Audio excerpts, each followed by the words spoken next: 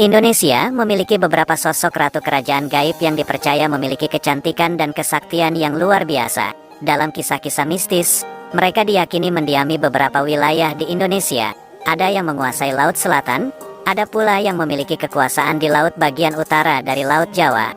Penasaran siapa saja sosok-sosok perempuan ini? Simak kisah mereka dalam video berikut. Nyi Pelet adalah tokoh dalam mitologi Jawa yang dikenal sebagai wanita cantik yang memiliki kekuatan untuk memikat hati pria.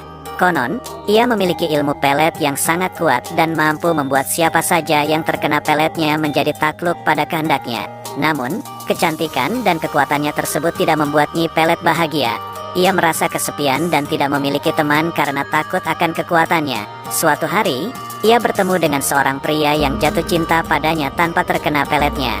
Pria tersebut membuktikan bahwa cinta sejati tidak memerlukan ilmu pelet. Nyi Pelet pun merasa bahagia dan menyerahkan ilmunya pada pria tersebut.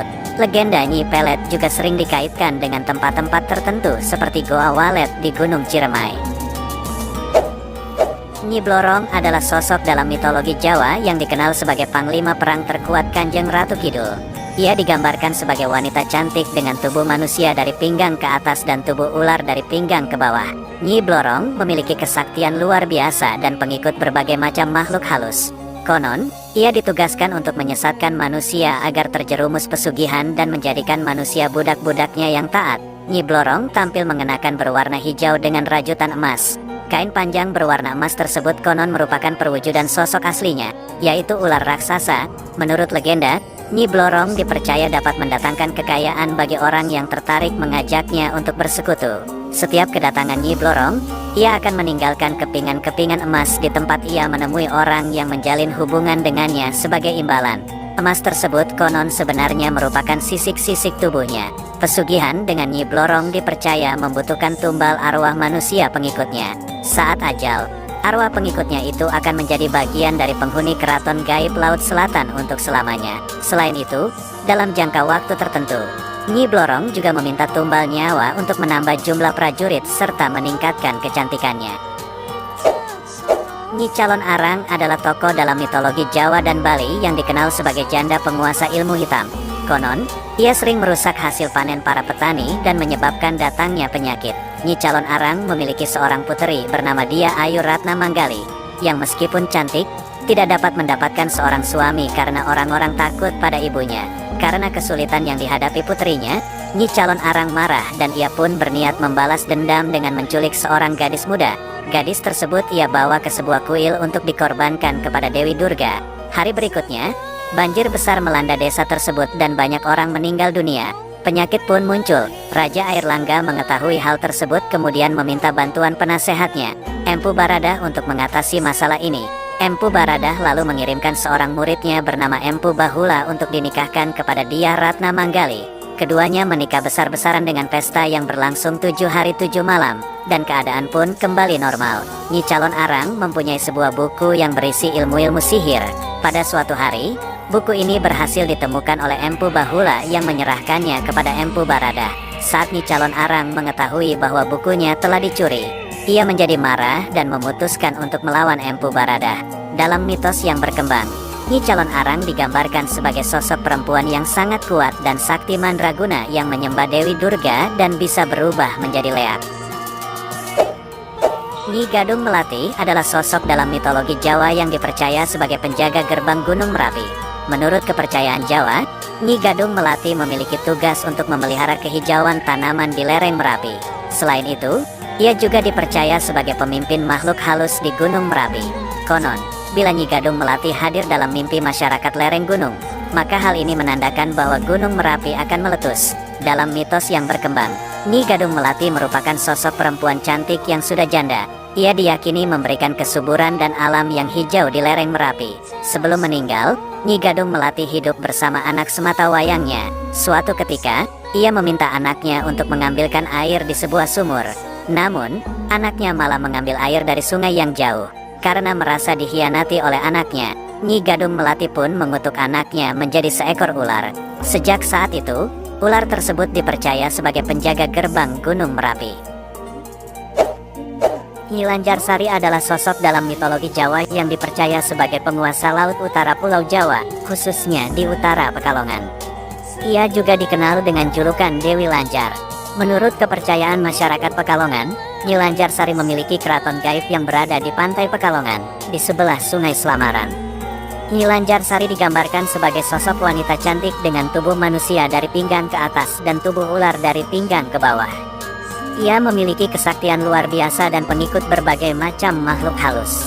Menurut legenda, Nyi Lanjarsari memiliki hubungan darah dengan Ratu Kidul, penguasa Laut Selatan Jawa. Versi lain menyebutkan bahwa Nyi Lanjarsari sebenarnya adalah Rantam Sari yang merupakan istri Raden Bahu. Jika ditarik garis keturunan, ia adalah Nawangsi, adik dari Nawangwulan yang juga Ratu Kidul di pantai selatan Jawa. Nyi Lanjarsari kerap dikaitkan dengan berbagai peristiwa-peristiwa misterius di pantai utara. Orang-orang Pekalongan juga mengaitkan Dewi Rantam Sari dengan Dewi Lanjar. Dewi Sri adalah sosok dalam mitologi Jawa yang dipercaya sebagai Dewi Padi dan Kesuburan. Ia juga dikenal sebagai Dewi Sri Laksmi dalam agama Hindu. Menurut kepercayaan Jawa, Dewi Sri memiliki peran penting dalam dunia pertanian dan dianggap sebagai pelindung kelahiran dan kehidupan. Ia juga dipercaya sebagai dewi yang menguasai ranah dunia bawah tanah dan dapat mengendalikan bahan makanan di Indonesia, terutama bahan makanan pokok seperti padi. Dalam mitos yang berkembang, Dewi Sri digambarkan sebagai sosok perempuan cantik dengan wajah khas kecantikan alami gadis asli Nusantara. Ia sering digambarkan dengan memegang setangkai padi atau teratai merah di tangannya. Konon, ia memberikan kesuburan dan alam yang hijau di lereng Merapi. Dewi Sri juga sering dikaitkan dengan legenda tentang asal-muasal tumbuhan terutama padi. Cerita tentang Dewi Sri telah menjadi bagian dari budaya masyarakat Indonesia. Nyi Roro Kidul adalah sosok supranatural dari cerita rakyat Indonesia. Ia dipercaya menguasai Laut Selatan dalam mitos Sunda dan Jawa. Nyi Roro Kidul mulanya merupakan putri kerajaan Sunda yang diusir ayahnya karena ulah ibu tirinya. Dalam perkembangannya, masyarakat cenderung menyamakan Nyi Roro Kidul dengan Kanjeng Ratu Kidul. Meskipun dalam kepercayaan kejawen, Nyi Roro Kidul adalah bawahan setia Kanjeng Ratu Kidul. Pantai Pelabuhan Ratu dianggap sebagai salah satu tempat sakral untuk berkomunikasi dengan Nyi Roro Kidul, sekaligus menjadi gerbang menuju kerajaannya. Setiap tahunnya, para nelayan setempat melakukan upacara sedekah laut dengan menawarkan pengorbanan sebagai hadiah bagi Sang Ratu. Kanjeng Ratu Kidul adalah tokoh legenda yang sangat populer di kalangan masyarakat Pulau Jawa, Jawa Barat, Jawa Tengah, Jawa Timur, dan Pulau Bali. Ia memiliki kuasa atas ombak keras Samudra Hindia dari istananya yang terletak di jantung samudra. Dalam mitologi Jawa, Kanjeng Ratu Kidul merupakan ciptaan dari Dewa Kaping Telu. Ia mengisi alam kehidupan sebagai Dewi Padi, Dewi Sri, dan dewi-dewi alam yang lain. Kanjeng Ratu Kidul juga dikenal sebagai Ratu Laut Selatan. Menurut kepercayaan tradisional Jawa dan Sunda, ia adalah dewi yang memerintah makhluk Laut Selatan Jawa. Ia dihormati di tempat-tempat seperti Pelabuhan Ratu, Pangandaran, Parangkusumo, dan Parangtritis. Pengamat sejarah kebanyakan beranggapan bahwa keyakinan akan Kanjeng Ratu Kidul memang dibuat untuk melegitimasi kekuasaan dinasti Mataram. Nyi Fatimah Lodaya adalah tokoh legendaris dalam sejarah Sunda. Menurut cerita rakyat, Nyi Fatimah Lodaya adalah putri dari seorang raja yang meninggal dunia dalam keadaan Islam. Setelah sang raja meninggal, Nyi Fatimah Lodaya dilahirkan dan dibesarkan oleh ibunya. Ketika dewasa, Nyi Fatimah Lodaya mengetahui bahwa ayahnya adalah Sunan Gunung Jati. Ia kemudian berlayar ke Cirebon untuk mencari Sunan Gunung Jati. Di Cirebon, Nyi Fatimah Lodaya diperintahkan oleh Sunan Gunung Jati untuk mengalahkan siluman Ratu Laut Kidul. Terjadilah pertempuran antara Nyi Fatimah Lodaya dan Ratu Laut Kidul yang dimenangkan oleh Nyi Fatimah Lodaya.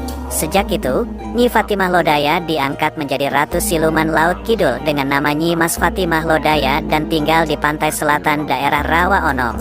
Menurut cerita lain, Nyi Fatimah Lodaya adalah seorang putri dari kerajaan Pajajaran yang sangat cantik dan pandai. Ia sangat disayangi oleh rakyatnya karena kebaikan hatinya.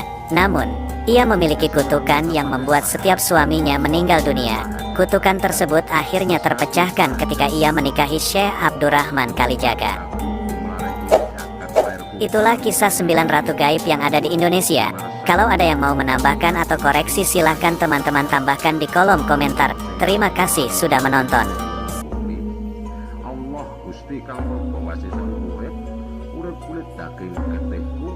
balung sungsungku urip panguasaku urip sandang lan panganku iku bumi apa poso apa adam iku bawa rinten kelawan dalu kula nyuwun kekuatan kesehatan keselamatan lan barokah sakatipun dumateng marang Gusti Kang Prabu Wasesa.